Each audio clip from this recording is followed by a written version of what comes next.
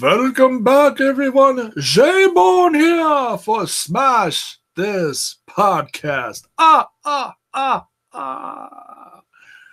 Joining me.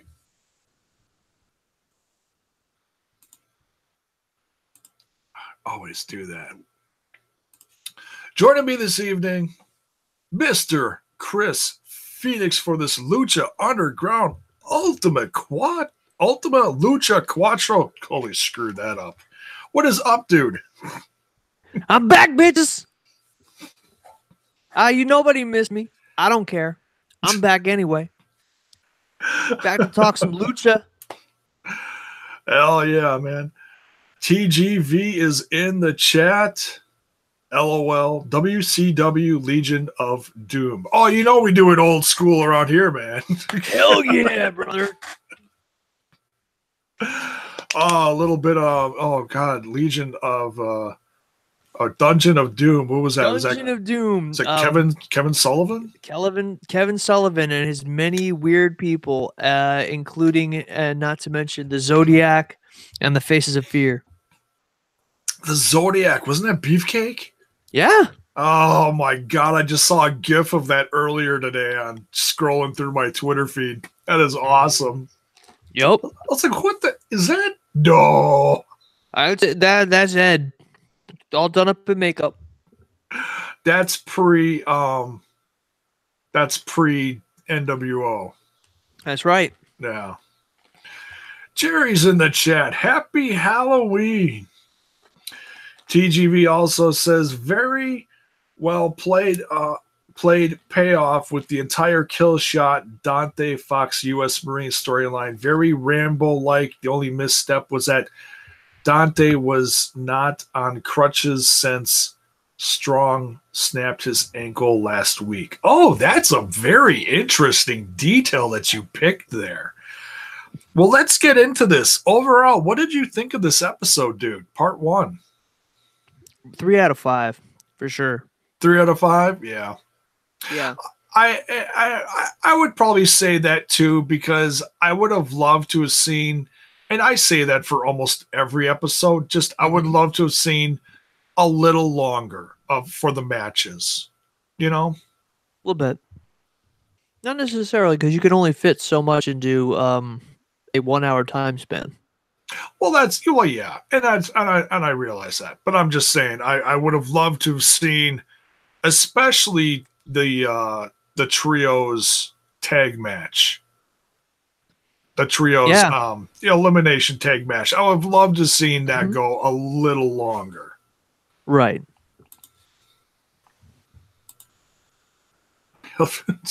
YouTube censoring my chat room again. Oh, here we go. Every member of WCW Dungeon of Doom. Cool. I will check that out later. He put a link in the chat. There's like 11 of them, I think. Over time. That's a wow. That's a lot. See, that and was that's from the late 80s to the mid 90s and beyond. See, and that's a time during WCW or just wrestling in general that I was not watching. So yeah. Anytime I see, gimmicky stuff like that, it's like, oh, God. Mm-hmm. That was the history. That's where we grew up, man. Jerry's talking about Slipknot in the chat. Yes, I heard that new Slipknot tune. Dude, I gotta check that out. Absolutely badass. Came out of, just like an RKO, came out of nowhere today. Sweet, I'll check that out after the show. That's awesome. Hell yeah. So yeah, let's talk about this opening segment here. And this is actually, I've been dying all season for this, as I think several other fans of Lucha Underground and fans of their tremendous storytelling. We finally get the closing of the book on Captain Vasquez. See, and all it took was a couple-minute cinematic segment. This is perfect. That was kind of anticlimactic, to be honest. To be honest, it seemed a little bit too close to what happened after Thanos snapped his fingers, but it's like the cheap version of that.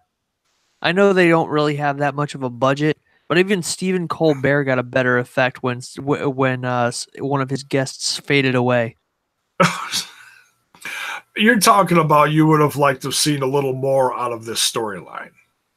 This particular storyline, not just to have Captain Vasquez hand over her medallion, magically hand over her medallion without even her doing anything other than holding it out, just for Aerostar to take it and have the full medallion and just her just fade to dust.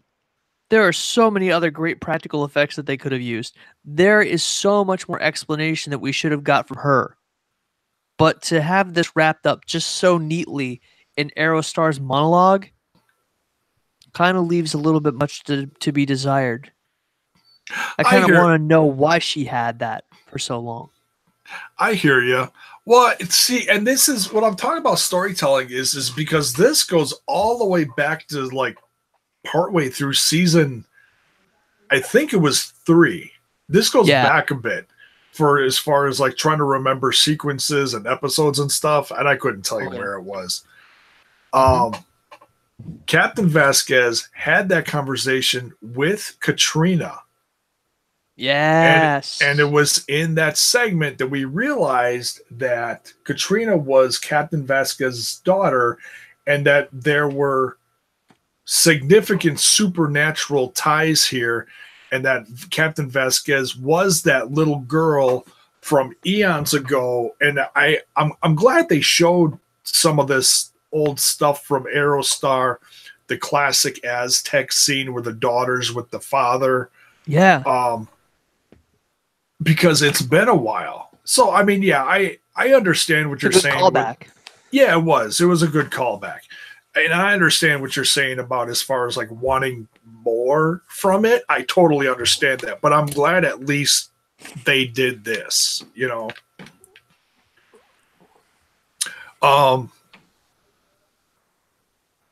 So Captain Vasquez gives her half of that special amulet or medallion or whatever you want to call that. Mm-hmm. Gives that to Aerostar, and he's going to use, I think he's going to use this for just in general because he's involved in a few different things. Yeah. He's involved in the gauntlet thing with Mundo now. Yep. He was also helping hide it, I should say with, not from, but King Cuerno. King Cuerno had it originally. True. After he stole it from Cage. And, yeah.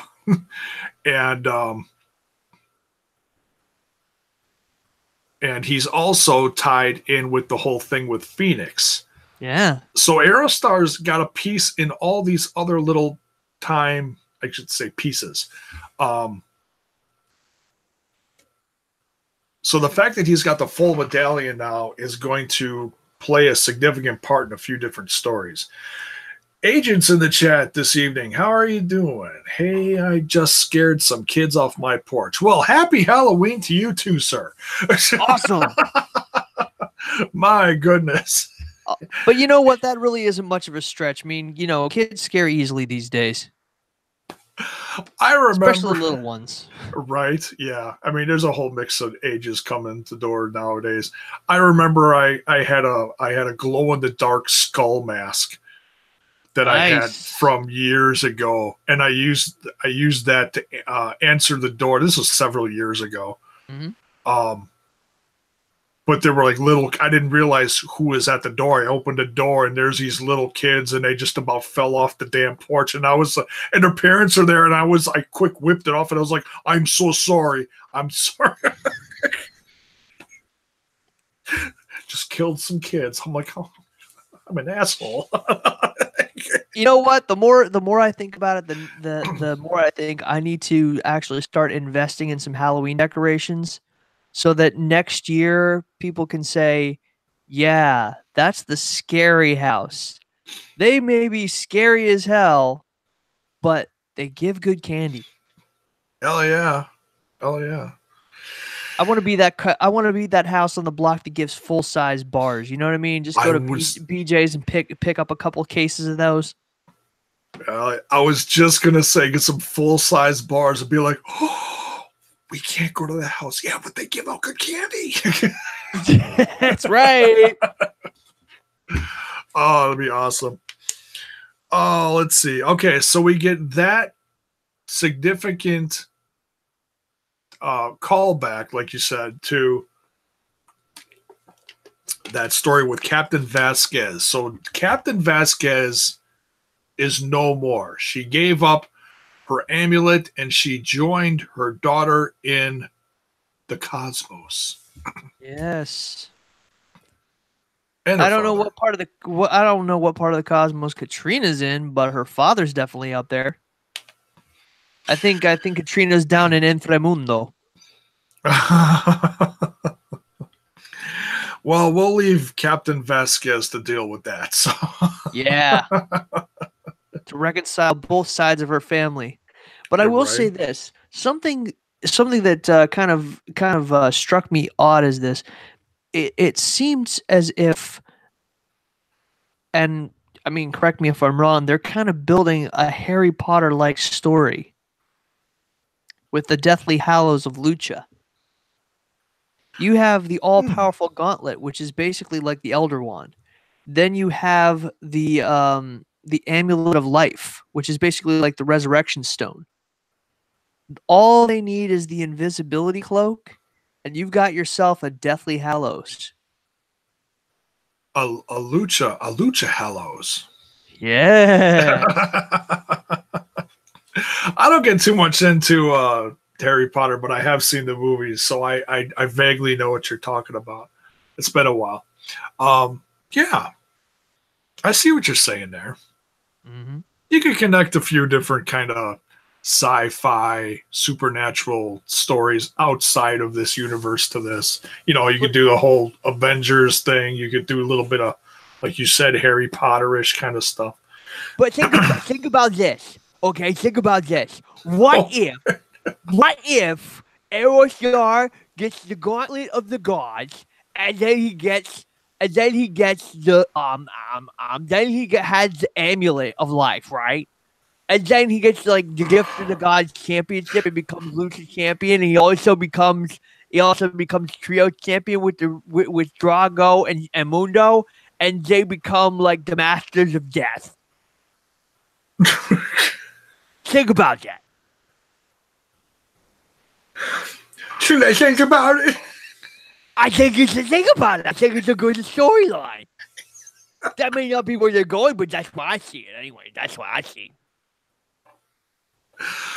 That's some brilliant insight there. Thank you. This is while I'm watching Hocus Pocus on Freeform and seeing Gary Marshall and Penny Marshall in the same scene as husband and wife. That is some creepy shit. That's scary. Oh, nice. I think my wife is DVRing that as we speak. It's a classic. It is. I've never seen it, but I know it's a very popular one. That's all right.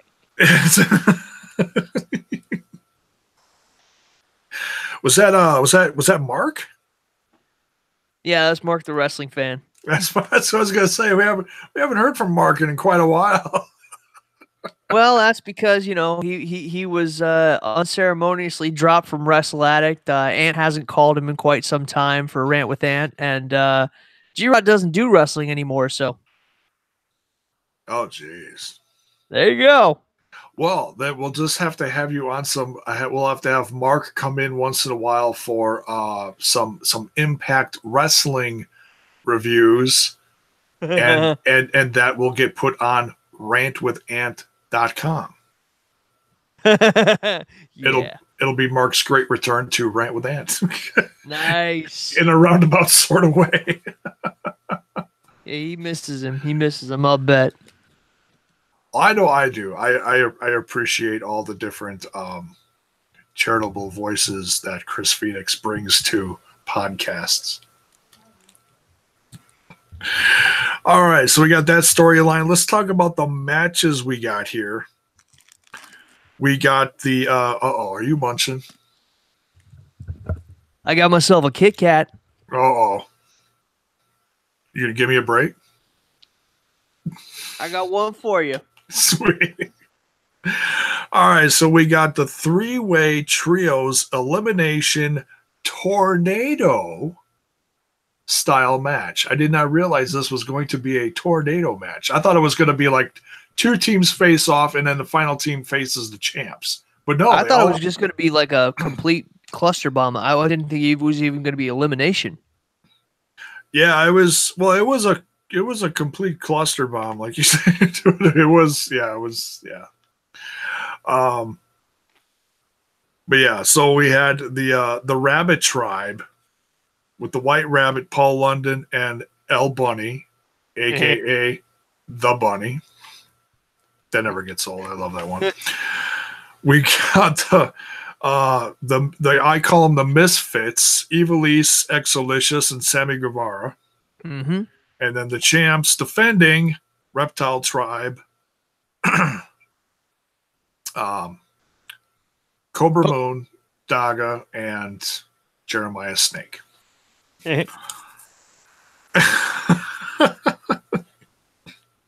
Jeremiah Snake, that was the best that they could come up with, honestly. Yeah, honestly. I know what you're saying, but I'm glad he was not gone from Lucha Underground. True. I mean, he's great no matter where he goes. You know, he's the draw, but still, definitely a bad character name. They could have definitely done more with that.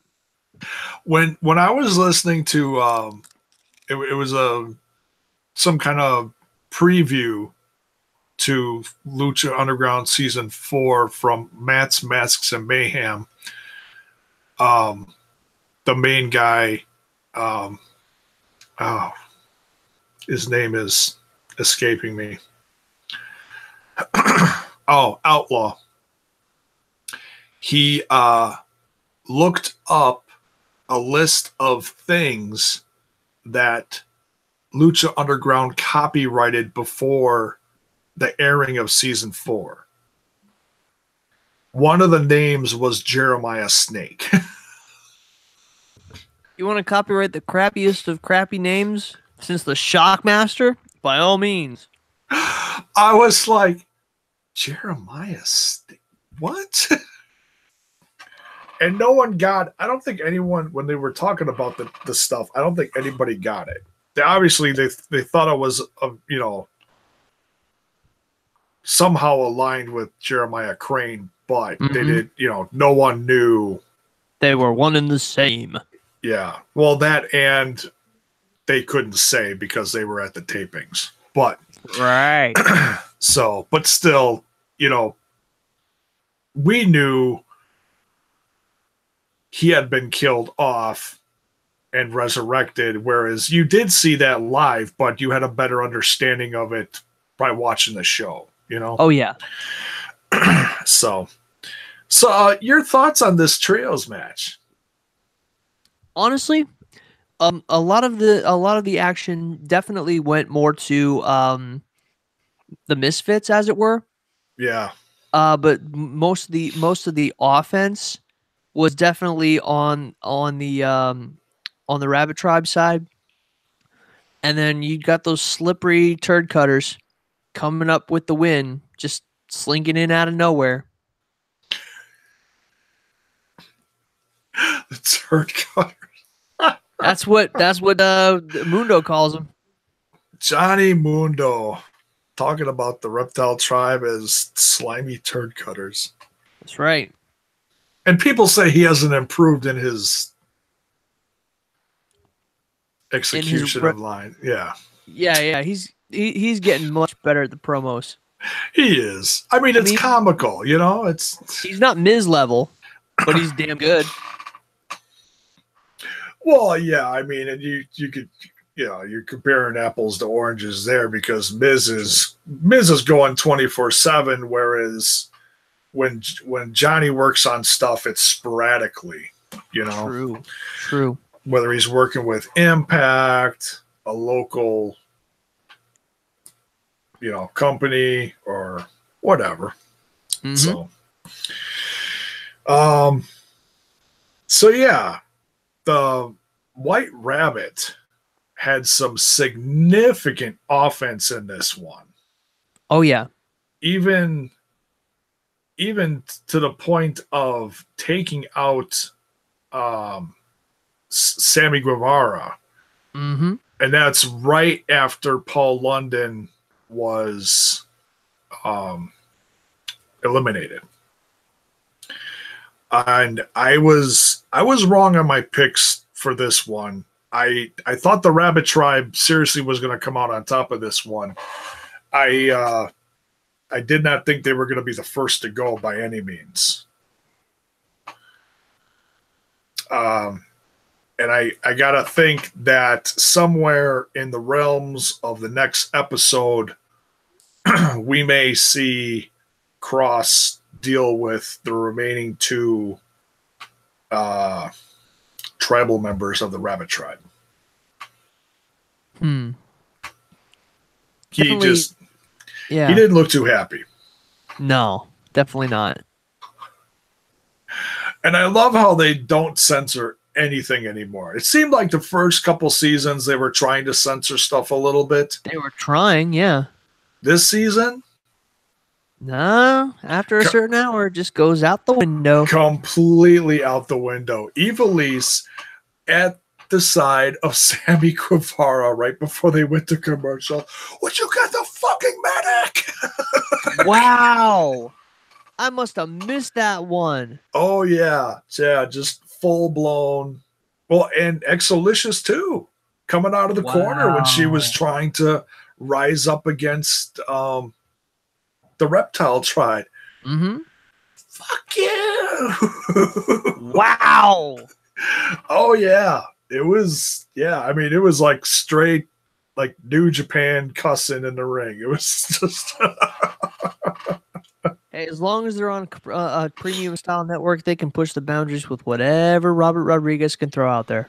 And this is not meant for little kiddies. Oh, no, no. No, I mean. This is the violence of the temple. It's the ice temple, and it is going to be full of blood.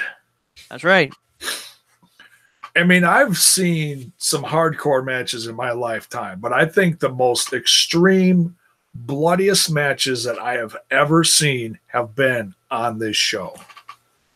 I'm not saying all of them, but at least, you know, ones that pop off the top of my head from memory. Yeah. One of the other bloodiest matches. I'm trying to recall. Let's see. Off the top of my head, the No Moss match between Mariposa and Sexy Star. That's one. Yeah, I always go back to Killshot versus Dante Fox. Killshot versus Dante Fox was another. And outside of this promotion, the bloodbath between what's his face, Rockstar Spud and EC3 that was so bloody they had to change the color broadcast to black and white. That's how gory it was. Oh, really? Yeah. I must have missed that one. That was toward the end of Spud's pursuit of the X Division Championship. He actually faced EC3 for the World Championship on a one-shot. And they fought and fought and fought forever. And it was so bloody. It is a far cry from what the new Drake Maverick is doing now. He was a fighter. Oh, yeah. And I always was hoping that when he went to 205 Live that they were going to have him do that. And he hasn't done anything. I mean, he's GM and all, and he's comical. Yeah. Oh, yeah. He's suave too.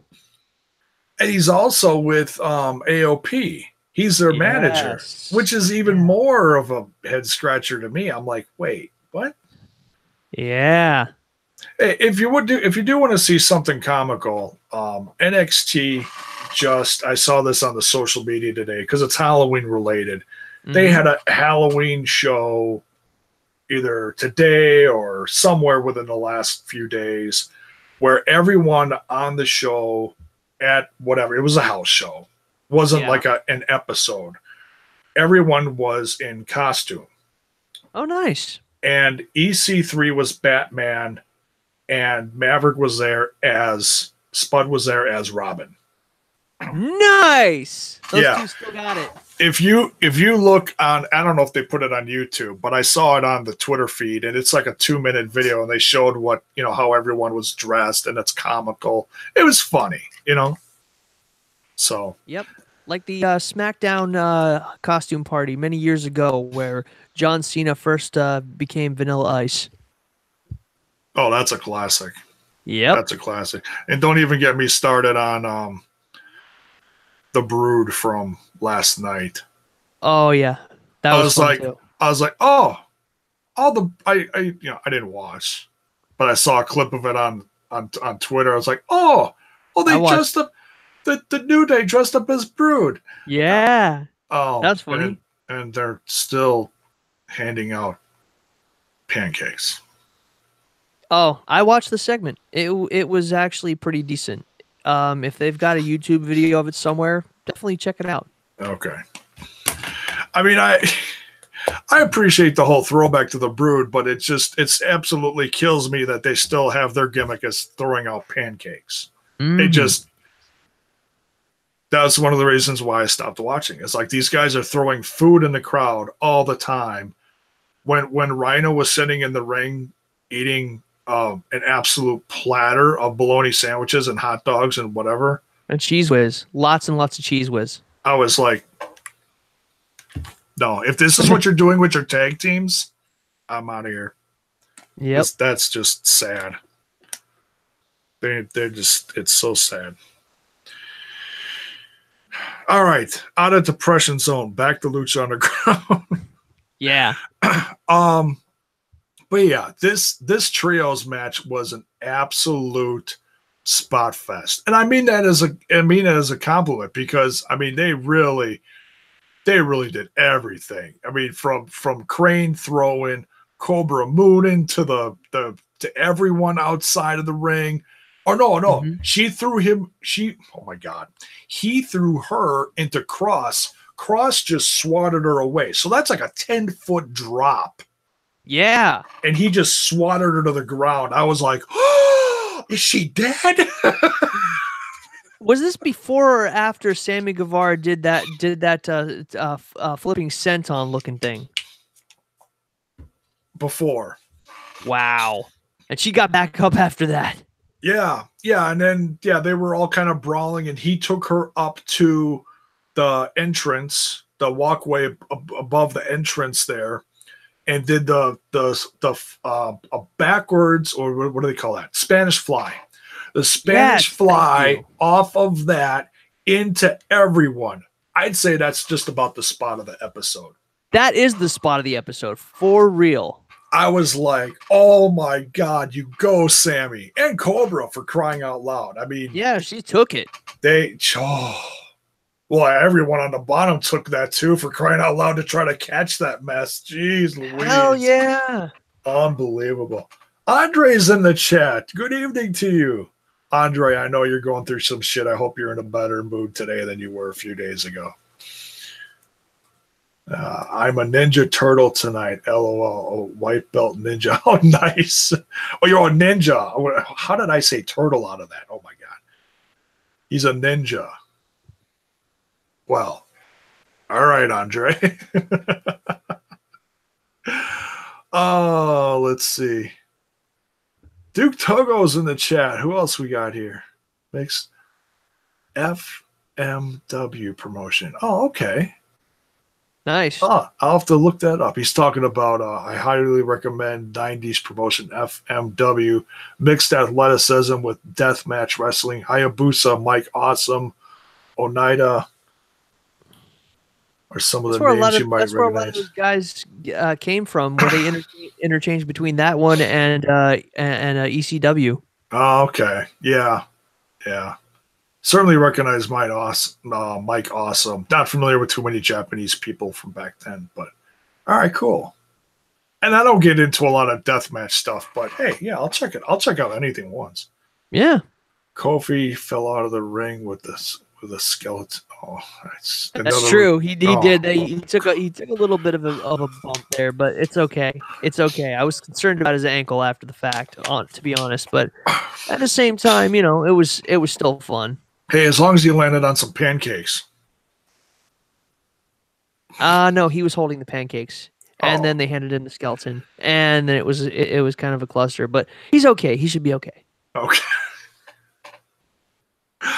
Oh, God bless Kofi and his pancakes. Unbelievable. All right. So the Reptile Tribe comes out with a win. Jeremiah, that ending frame of Jeremiah Crane Snake. and excuse me, yes, Jeremiah Snake frothing at the end as after they get their win, and Cobra Moon is handing him the belt, and he's just full of, I don't know, all sorts of bodily fluids. Yeah. Oh my God. She just looked sick.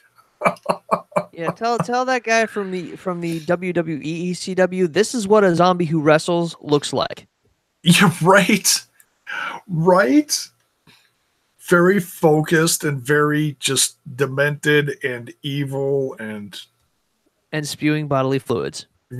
all over the place. I mean, he already does that, but now it's like 10 times more. Oh yeah. Yeah. Because he's leaking and never mind. So reptile tribes, the Reptile Tribe retains their titles tonight, but that may not be the only time they have to defend them. We'll see. Oh, what do you mean by that?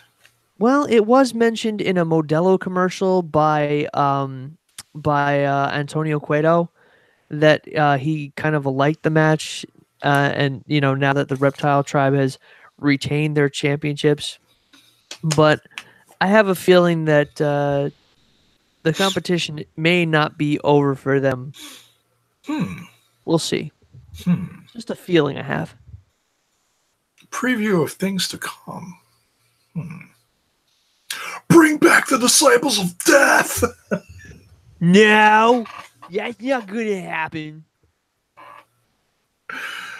Why not? This is Lucha Underground. You can raise anything from the dead, even a pile of ashes from Katrina's bathroom. This is indeed true, and it's disgusting, but it's true. Oh no, excuse me. That was in a locker room scene. Oh yeah. yeah. And then she killed the two disciples of death, and then they like formed into the remaining one. Yeah. And oh man, it's a little blurry, but that was like the first dose of, oh my God, what the hell was that? Yep. Oh, love Lucha Underground. All right, let's get into this next one here. Mm-hmm. Ricky Mundo versus Taya Mundo. Nice. A bride scorned. Never mess with a bride scorned or cause the scorning of the bride to be. Mm-hmm. Oh my goodness. Mm-hmm. This is the only one I got right as far as my predictions for this episode. Duke Togo in the chat. That dull pervert Ricky. Knife pervert Jay White. Doll pervert Ricky Mundo. Papa Cueto, Modelo Man, and Matanza as the new trio champs. That's maybe. That's weird. Yeah. I think Matanza would have to survive the sacrifice to the gods match, though, and I don't think he's going to. Not this time. No, not against the man who's holding the gauntlet. But that's in the future. Let's talk about this one. Your thoughts on Ricky Mundo versus Taya Mundo? You know what? Honestly, I think little brother got his just desserts. He got what he deserved, and that should have happened the way it did. And I'm definitely glad that Taya got what she wanted out of him and gave him the retribution, that was needed there. Just putting him through a table like that. There are very few women who can rock spots like that, and she is definitely one of them. That table exploded at the end there. Yeah, it did. And just in the right place. I honestly thought for like a second there she was going to take the spot with him, but she just like freaking rock bottomed his ass through that table. Just like, boom, side slam, done. Well, this is just like it's all about revenge at this point. If you think about it, she went through a table on her wedding day. Mm-hmm. And so she had to do the same to him for the person responsible. Oh yeah. So I didn't see a lot of things happening to her, and I mean I was obviously hoping not. Although she's tough enough. Hell yeah. If she could take a double table shot from Brian Cage in season was that 1 or 2? 2. Yeah. Season 2. Taya proved herself to be a long time ago. She is one of the toughest women out there. Yeah. And she's squeezably soft in all the right places. You could see her chest heaving as she threw Ricky through the table. Oh yeah. Well, Johnny is a lucky man that he gets to squeeze that at night. Yes, indeed. Yeah, he is a very lucky man. In Taya, Taya's been all over social media lately as far as this whole thing and surrounding Bound for Glory and Aries and Johnny Impact, and she's gone to great lengths to get herself better in shape because of stuff she's gone through within the last handful of years. Mm-hmm. When we saw her in season 2, she was pretty skinny, but she was in great shape. Yes. When we saw her debut for Impact Wrestling, she gained some weight. Yes. And the people in social media are just horrible. And I figured, okay, she's going through some stuff. She looks a lot healthier now. A little bit, yeah. She's still it didn't affect her talents in the ring. No, definitely not. But I'd say within the last year, she's gotten to be as healthy as she's ever looked. Mm-hmm. Because I saw some photos of her back in her fitness competition days when she was like a straight up bodybuilder. Yeah. Definitely a far cry from that, but definitely better now than she was when she first debuted in Impact. Yeah. So she's come a long way. She's in tremendous shape, and she's rocking a lot of different places. I mean, she just debuted in MLW recently. She's rocking Lucha Underground, Impact Wrestling. She's also, it was just announced, I don't know if you heard about this. No. AAA's having a tournament and several different companies are being represented. Great. It's a tag. I think it's a tag tournament. I'm a little blurry on some of the details. But from Impact Wrestling, Scarlett Bordeaux, Taya, and the Lucha Brothers are going to be representing. Not bad. So Taya is officially making her return to AAA since last year, that falling out that she had. So she's going back. Nice. Yeah. I mean, I don't think she's going to be doing a lot of dates with them. I think this is kind of just a way of breaking the ice. Like, hey, it's been a while. There's some different people in place. How about you come back for an appearance? And I mean, from social media standpoint, she seems to be excited about it. She's not like, yay, I don't want to do this. She seems to be, hey, this is what I'm doing. Hope you guys check it out. In fact, that was actually on Facebook Live tonight, so I'm gonna go check out the AAA page after I'm done with this. Nice. It's supposed to be kind of like I hate to say it, kind of similar to like what WWE's doing.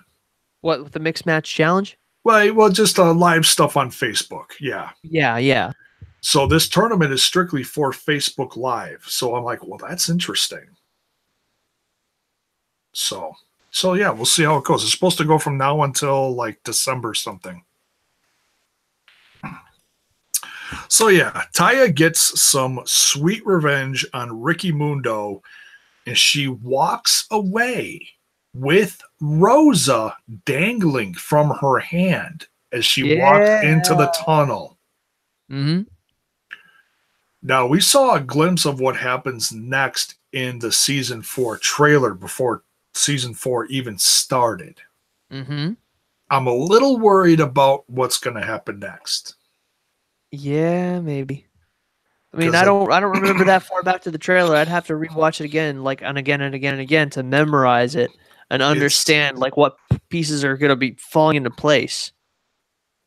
There's a scene from the trailer where Taya's back is to the camera. She's sitting, straddling one of the locker room benches. Yeah. Her back is to the camera, and she's holding Rosa, and it looks like her head's doing this really fast. So it looks like Rosa's choking her or hitting her as Taya's holding Rosa. Weird. Weird. You can, we kind of chuckle at it, but supernatural, man. Tonight's Halloween, man. If they were going to do that, they should have done it tonight. But you know what? Lucha's full of a bunch of supernatural stuff. It's bound to happen sometime. I made a prediction during my prediction show that I did a few days ago that I think Johnny Mundo was going to save Taya from Rosa. I think he's going to end up using the gauntlet to smash Rosa to pieces. That is going to be crazy if that happens. It is. It could be one of the craziest scenes. I mean, it's as much as it's a doll. Yeah, but there's you got to think a little deeper if you're thinking sci-fi horror here, and that's what this story is. Mm-hmm. This isn't just a dude and a doll. No, man, this is some like creepy demonic shit here. So yeah. Mm-hmm. Yeah. So we'll see what happens next week. I hope the best for Taya and the whole. Oh, speaking of Rosa, the doll. If you look up the creepy doll LU, it's at the creepy doll LU, and it's just Rosa. Rosa has a Twitter page. I wonder, is it official? I don't think it is. I think it's about as official as Papa Cueto's, but if you look it up, I shared some stuff from my social media from her. So if you go to my page, you could find it. If you go to her page, she has some really weird doll-related stuff on there.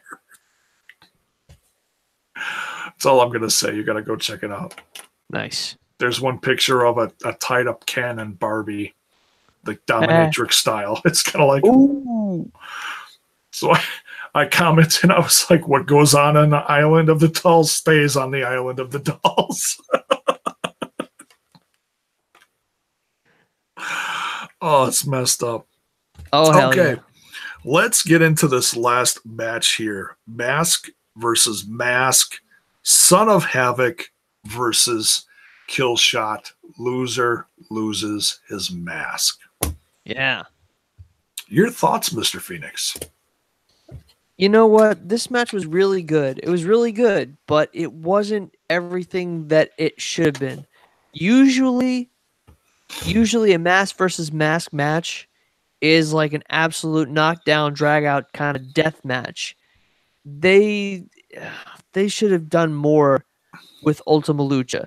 They really should have. Just simply on that the fact that how important these matches are and how important they should be. This match should have taken as long as the match did with Killshot and Dante Fox. It should have been that important, or nearly that important. But it only seemed even half or quarter that important. When a luchador puts his mask on the line, that's life right there. That's your friggin' identity. That's why, for the sake of anonymity, I haven't taken my mask off, and I've never agreed to a lucha de apuesta. Yeah. Yeah, and I talked a little bit about that in my prediction show, considering, if you think deep into this, the match wasn't worth that much because neither one of these guys wears a mask outside the show. So you'd have to dig inside their character storyline for it to mean more. And exactly. And that's what they actually were talking about during the match, which I'm so glad Stryker and Vampiro did. Yes. Because that was needed, and they did it. Because they were talking about Killshot being, a military specialist whose identity had to be hidden because of what he did. Or in this case, for him, his character, what he didn't do, and that was protect his unit. His brothers in arms. Yeah. Mm-hmm. So it was more of a shame thing than just hiding his identity. He was ashamed of what he did in the military as a military specialist, and ashamed for leaving guys like Dante Fox behind. Yeah. The match was, I thought the match was great. And this, like I said, it's another one. I just wish I could have seen a little more, like you said, but I felt the match was really good. Some tremendous spots in there, crashing onto the stretcher, bringing back the busted up stretcher from last season Ultima Lucha. That was nice. That was nice. Yeah, and then the fact that he took apart the ring rope just to get that stretcher in there. Oh yeah. Yeah, so you knew they were going to use it a few times. I'm glad they cleaned it up, though. It didn't still have chunks of Dante's back on it. Yeah. No more bloodstains. They really wet that thing down. I will never get that visual out of my head. I still think about that as far as being one of the bloodiest things when they did that Spanish fly off the top rope to the outside, landed and bounced off of the stretcher. The chunks, the puddles of blood and chunks of flesh on that stretcher, that's like I said, I can't get that out of my head. Yeah, man. That is shit you never forget from a match like that. It's unbelievable. So we didn't get, that bloody, or I don't think any blood was shed in this one. Maybe a little. If it did, I missed it. Bit. Yeah, maybe. Maybe a busted lip, if anything. But yeah. But the violence was good, and the spots were good. Killshot going off the entrance to the table, or through the, on top of Killshot through the table. Stuff like that on the stretcher. Any standout moments for you? No, honestly, I was looking at that match and I was thinking, I was just waiting for it to finish. I mean, I wasn't sure how I wanted it to end. I wasn't sure who I wanted to unmask. Because, I mean, if we, wrestling fans are wrestling fans. We know what they look like elsewhere. Yeah. In any other promotion, we know what Killshot looks like. We know what Son of Havoc looks like. So it's not exactly that big of a surprise when one of them loses their mask in Lucha. But for those who don't know, For those who are just tuning into this brand of wrestling for the first time, do not know any of the indies or any other appearances for any of those guys have ever been in ever, this is a big friggin' deal. Yeah. This is something that you may never see again. This is a I guess for me, when Rey Mysterio fought Chris Jericho and lost his match, that's how big of a deal this was. Yeah. So this is the new generation's version of that. This is how big that was. Wow. Okay. And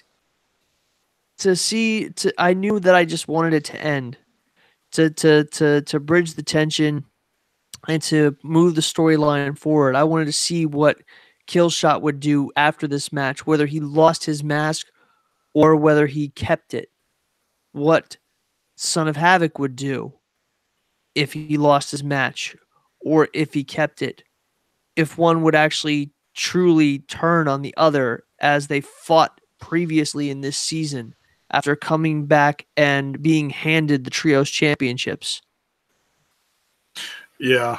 Yeah, because they've really had tension all season. But it didn't feel, like I said before, it didn't feel like something that they were beating a dead horse with. They spaced it out. I felt like the rivalry all season long was good, Mm-hmm. So Killshot loses his mask. Son of Havoc wins this one. Mm-hmm. I didn't predict this one right either. I honestly thought that Killshot was going to keep his mask because I looked at, okay, what would be more devastating to lose a mask? Killshot, I felt, was going to be a lot more devastating to lose his mask. That's why I felt like Son of Havoc could lose his mask and it'd be. But I understand why they were obviously thinking the same thing. Like, it would be more devastating for Killshot to lose it, so let's have him lose it. Yep. We need that little bit of tragedy to push forward into the next season. Yeah. So he reveals himself. He's given the microphone. He reveals himself as Lieutenant Jermaine Killshot Strickland. Yep. Which is interesting. They didn't just give him his name. Mm-hmm. And Son of Havoc then kept the mask, raised it up, and proudly. And then the scene afterward was very telling as well. It was actually kind of sad. Yeah. And I know what you're talking about with the whole someone in the chat. TGV said earlier in the chat saying they missed a chance to follow up on the match from last week where Dante Fox got his ankle broken. That he should have been on crutches. Well, I hear you there. But, the more the focus is on, okay, this is closing the story between two guys who hadn't seen each other all season. We find out why. It's because Dante Fox had a mission to do. And I thought for a second he was going to go rogue on Strickland and just cap him in the back room. Yep. That's what I thought was going to come. Or out in that back alley. Yeah. I had a mission to do, by the way. Boom. Right? Yeah. Lucha is kind of known for those kind of things. Yeah. But they didn't. They kept it respectable as far as military wise. Strickland, basically in a roundabout sort of way, asking for forgiveness from Dante. And Dante, in his dress blues, said, "You are dismissed." And Strickland leaves the temple, similar to a la Prince Puma. Yeah. Which I was kind of like, oh no, he's not leaving too, is he? Yeah, looks like it. Strickland, if you don't follow his other stuff outside of Lucha Underground, is all over the place. He's big on the West Coast in California. He's also big in Evolve. Now, he just lost his championship in Evolve. He was he, now I'm a little rusty on the whole Evolve thing. He was either WWN champ or he was Evolve champ. He was one of the two because both get defended. It's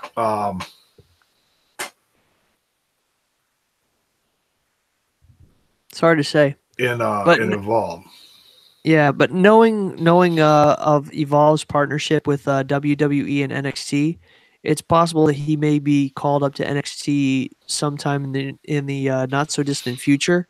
And if that's the case, he'll be a great addition to NXT.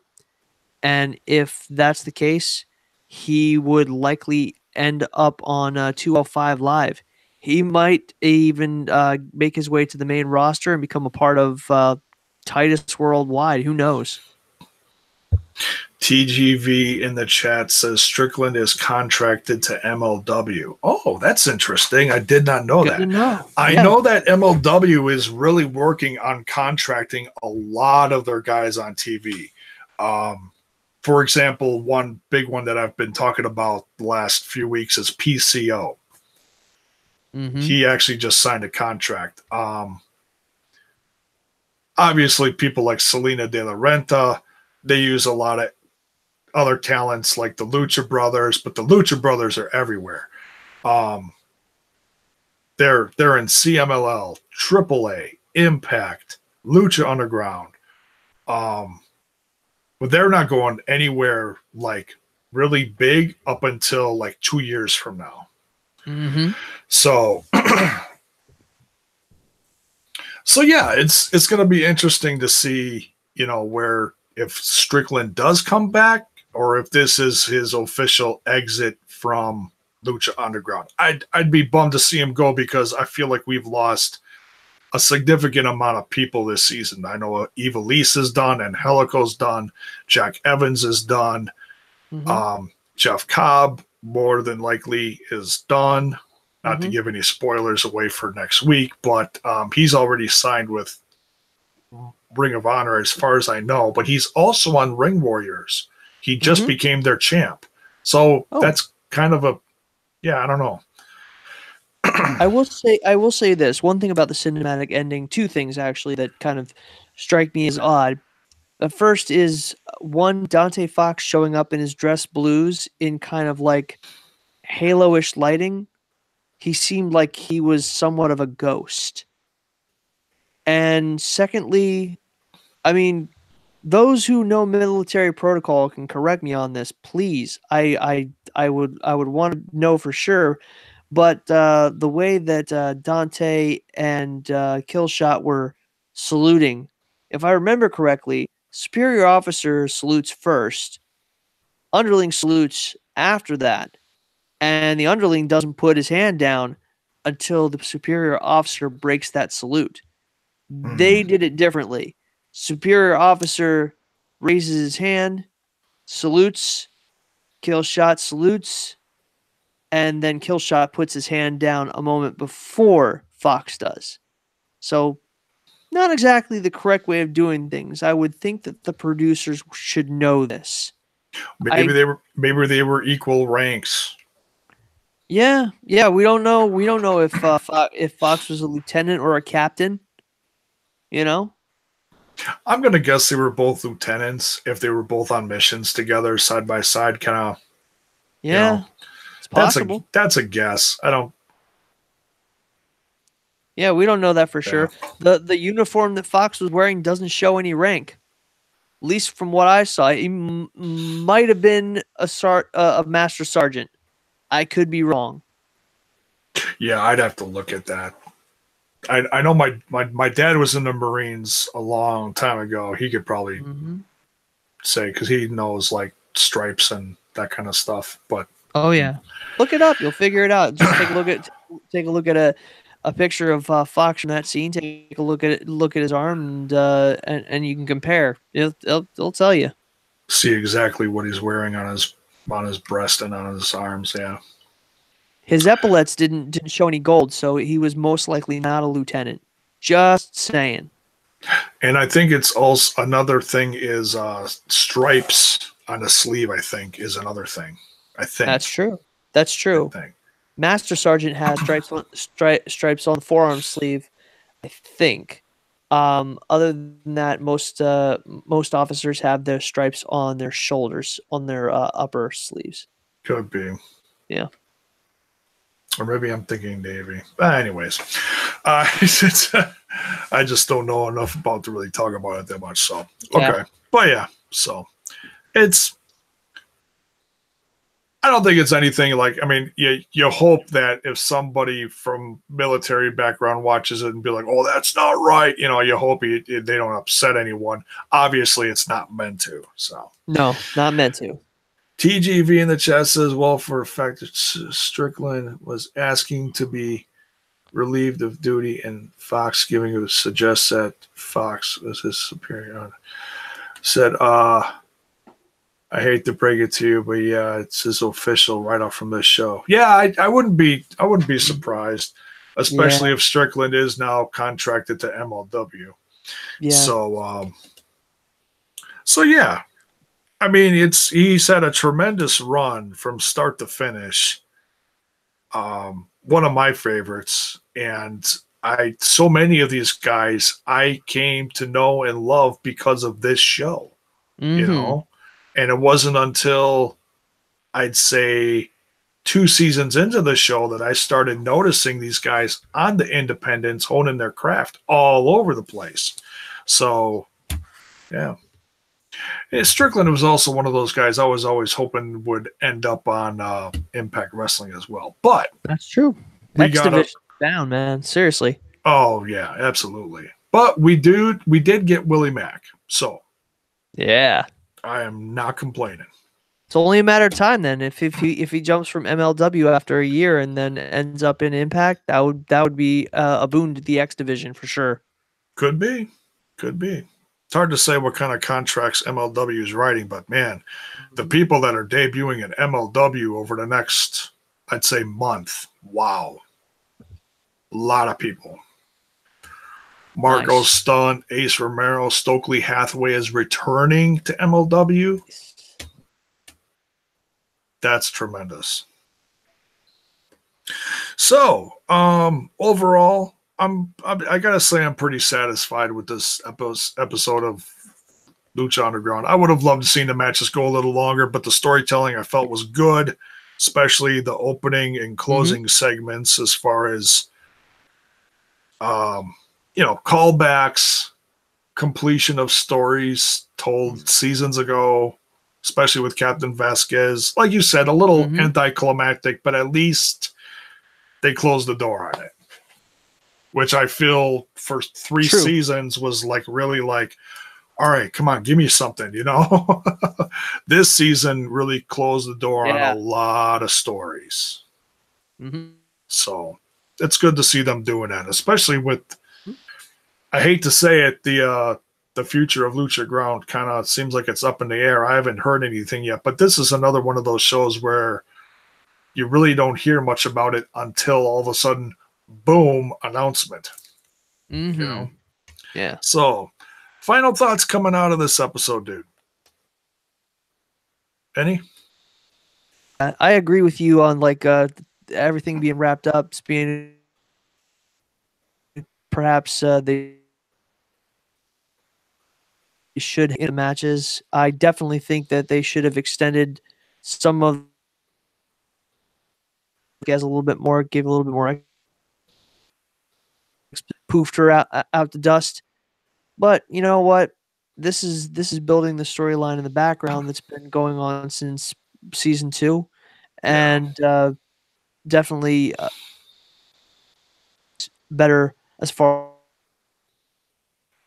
as I look forward to what's going to happen by the end of the season, and any stinking cliffhangers that might be at the end of the final parts of Ultima Lucha Cuatro.